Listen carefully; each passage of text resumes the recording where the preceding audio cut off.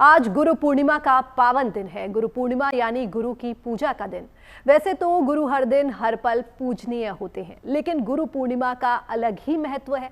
अपने special show में हम आपको गुरु पूर्णिमा की महिमा के बारे में बताएंगे और ये भी दिखाएंगे कि देश में कहां-कहां किस तरह गुरु पूर्णिमा का उत्सव मनाया जा रहा है और ये क्यों जरूरी है। लेकिन उससे पहले गुरु पूर्णिमा के इस विशिष्ट अवसर पर आपको बताते हैं गुरु की महिमा के बारे में। आपको बताते हैं गुरु का अर्थ क्या है, मानव जीवन में और सनातन धर्म में गुरु की क्या महत्वता है, क्योंकि हर व्यक्ति के जीवन में कोई ना कोई गुरु जरूर होता है। तभी लोग गुरु की पूजा करते हैं, तभी गुरु की उपासना करते हैं और तभी गुरु पूर्णिमा मनाई जाती है। तो सबसे पहले देखिए गुरु की महिमा।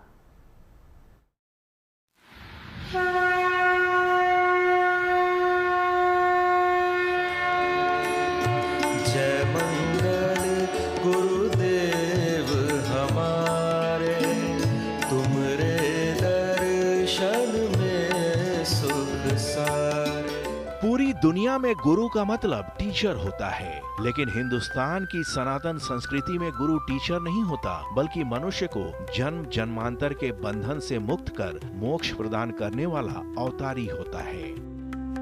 गुरु दो अक्षरों से मिलकर बना है। पहला अक्षर है गु, जिसका मतलब होता है अंधकार, और दूसरा अक्षर है रू, जिसका अर्थ होता है प्रकाश।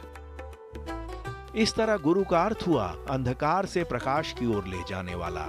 यानी गुरु मन के सारे क्लेश और विकार मिटाकर उसे निर्मल करने वाला तारणहार होता है। सामान्यतः हम लोग शिक्षा प्रदान करने वाले को गुरु समझते हैं। शिक्षा प्रदान करने वाला व्यक्ति भी गुरु है, लेकिन वो बहुत आंशिक अर्थों में गुरु होता है। गुरु होता कौन है? जन्म जन्मांतर के संस्कारों से मुक्त करा के जो व्यक्ति या सत्ता आपको ईश्वर तक पहुंचा सकती है, ऐसी सत्ता, ऐसा व्यक्ति आपका गुरु हो सकता है।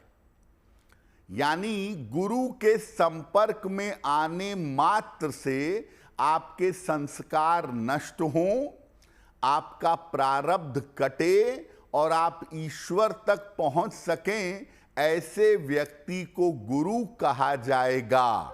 सनातन के जितने कालजयी ग्रंथ हैं, उसमें गुरु का मकाम भगवान से भी ऊपर माना गया है। सबसे पहले तो आप हिंदुस्तान में सबसे ज्यादा बिकने वाली छोटी सी धार्मिक पुस्तिका हनुमान चालीसा को ही देख लीजिए। हिंदुस्तान के करोड़ों सनातनी नित्य इसका पाठ करते हैं। क्या आपने गौर किया है कि हनुमान चालीसा की शुरुआत गुरु की महिमा से होती है और इसका समापन भी गुरु के प्रति सर्व समर्पण के भाव से होता है। हनुमान चालीसा का श्री गणेश ही श्री गुरु चरण सरोज रज निजमन मुकुर सुधार से होता है। पहली पंक्ति में गुरु से प्रार्थना की जाती है कि हे गुरुदेव, आप अपने चरण रूपी कमल के रज यानी धूल से मेरे मन रूपी आईने को साफ करें। हनुमान चालीसा के अंत में हनुमान जी को भी गुरु रूप में स्वीकार कर उनसे कृपा प्रदान करने की गुहार लगाई जाती है। जय जय जय हनुमान गोसाई, कृपा करहूं गुरुदेव की नाई। सनातन के युगातीत महाकाव्य रामचरितमानस के मंगलाचरण में गोस्वामी तुलसीदास गुरु को भगवान शंकर का रूप मानकर उनकी वंदना करते हैं। वंदे बोधमयम नित्यम गुरुम शंकर रूपिणम, यमाश्रितो ही वक्रोपी चंद्र सर्वत्र वंदयते। गोस्वामी तुलसीदास कहते हैं कि मैं उस गुरु की वंदना करता हूँ जो ज्ञान पुंज है और भगवान शंकर का ही रूप है। वो शंकर जो अपने मस्तक पर टेढ़े चंद्रमा को भी धारण करते हैं, तो वो सर्वत्र और सार्वकालिक वंदनीय हो जाता है। वहीं कृष्णाष्टकम में जगत के हेतु सच्चिदानंद भगवान कृष्ण को जगत गुरु मानकर उनकी वंदना की गई है। वसुदेव सुतम देवम कंस चारुण मर्दनम, देवकी परमानंदम कृष्णम वंदे जगत गुरुम। इस श्लोक में अत्यंत कारुण भाव से प्रार्थना की गई है कि वसुदेव के पुत्र कंस और चारुण का मर्दन करने वाले, देवकी को परमानंद देने वाले और समस्त संसार के गुरु श्री कृष्ण को मैं नमन करता हूँ। ये है सनातन संस्कृति में गुरु की महिमा। गुरु कृपा के बिना भगवत तत्व का ज्ञान होना या भगवत प्रेम होना असंभव है, इसलिए वो गुरु चरणों में पूर्ण समर्पित हो जाता है। दूसरा सूक्ष्म विषय ये है कि मन को अधीन करना बड़ा कठिन है। मन गुरुदेव के ही आश्रय से अधीन होता है। मन के प्रतिकूल अगर कोई आज्ञा कर सकता है तो शास्त्र हैं, गुरुदेव हैं। तो जो शास्त्र कहते हैं वो हमारी समझ से परे है, तो शास्त्रों का रहस्य जानने वाले गुरुदेव हैं। गुरुदेव की आज्ञा बिना विचार करके हम मान ले तो मन अधीन हो जाएगा। मन का कार्य है गुरुदेव और शास्त्र के प्रतिकूल चलाना, और गुरुदेव का कार्य है मन के प्रतिकूल चलाकर भगवत साक्षात्कार कराना। तो अपने आप फिर हृदय में जब भगवत प्राप्ति की लालसा होती तो हम मन की बात न सुनकर गुरुदेव की बात सुनते हैं, तो मन को अपने अधीन करना ही होगा। बिना इस मन को अधीन किए कोई भगवत राज्य में प्रवेश नहीं पा सकता।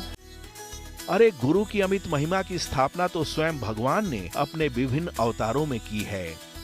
त्रेता में अनंत अनादि अखंड अज्ञेय परमात्मा ने जब राम के रूप में अवतार लिया तो स्वयं खुद को तारने के लिए गुरु की शरणागति ली। महर्षि वशिष्ठ भगवान राम के कुल गुरु थे, तो विश्वामित्र अस्त्र शस्त्र की शिक्षा देने वाले गुरु। द्वापर में उसी परमात्मा ने जब कृष्ण के रूप में अवतार लिया तो संदीपनी ऋषि को अपना गुरु बनाया। साफ है कि गुरु कृपा के बिना तो भगवान भी नहीं तरते, तो इंसान कैसे भवसागर पार करेगा। Bureau report, good news today.